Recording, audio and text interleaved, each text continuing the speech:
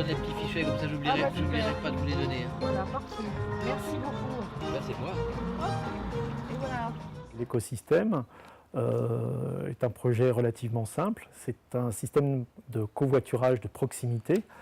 Donc les gens qui souhaitent être covoiturés sont invités à se rendre à la maison des services au public pour acheter des fichiers kilométriques et de cette façon-là utiliser ces fichiers kilométriques pour pouvoir profiter d'un covoiturage. À l'horizon 2020, la facture énergétique de chaque foyer va être multipliée par 2,5 à 3, et ce qui va évidemment poser un énorme problème aux populations qui n'ont pas d'autre possibilité que de prendre leur voiture pour se déplacer. Ce projet, c'est tout d'abord les transports publics en milieu rural qui disparaissent, une population vieillissante, du vivre ensemble qui aussi a tendance à être moins présent sur nos territoires ruraux, et comment des citoyens, des organisations, une collectivité, des associations prennent en charge du covoiturage de proximité adossé à une monnaie locale. Nous, on est l'interface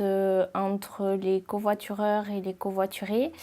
Tout d'abord, on commence à prendre les inscriptions de toutes les personnes, qu'elles soient covoitureurs ou covoiturés. Le départ à Ayen. Départ.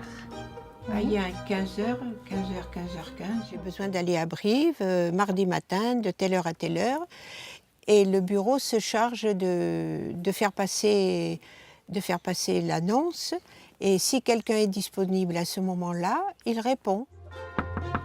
Bonjour Patrick. Bonjour Odette, comment ça va aujourd'hui? Ça va bien. Selon mon emploi du temps, selon le temps aussi que j'ai, j'essaye de répondre au RSP, comme quoi que moi aussi je serai sur la route pour aller aussi bien à Brive, à Segonzac et pouvoir desservir un petit peu tous les petits villages qu'il y a aux alentours de notre village d'Ayen. On y va. Bon alors, c'est quoi ce petit voyage aujourd'hui? Tu m'emmènes à Brive? Les covoitureurs, les personnes qui ont amené, sont payés par des fichiers kilométriques, et ensuite, au bout d'un certain nombre, ils viennent les échanger contre de la monnaie Yaka, et ça leur permet d'aller dans les commerces pour acheter leur pain à l'épicerie. Bonjour madame. Vous allez bien Céline? Bien et vous-même?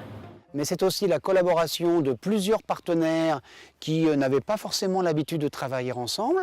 Et puis c'est aussi une expérience nationale un peu unique qui fait de notre commune une véritable vitrine pour la mobilité durable. Quand ils me payent en Yaka, en fait c'est des bons Yaka que moi j'amène en fait au bureau et je change en fait en monnaie, tout simplement. Aujourd'hui 12,85 € s'il vous plaît.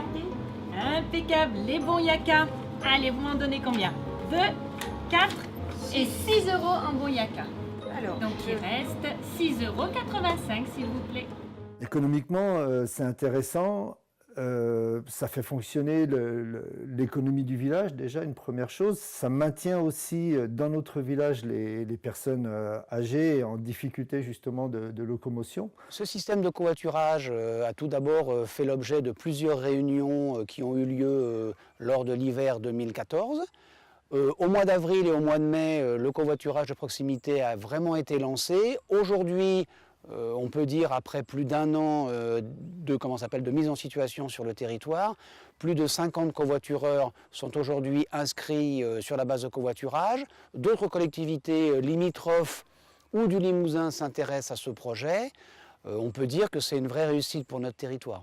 SNCF développe le covoiturage en complément des moyens de transport que nous offrons déjà à nos voyageurs, de façon à leur permettre ce qu'on appelle un voyage de porte-à-porte, c'est-à-dire proposer toutes les chaînes de transport pour un voyageur et lui permettre effectivement de se voyager jusqu'à son point de destination et de proposer une chaîne de transport complète.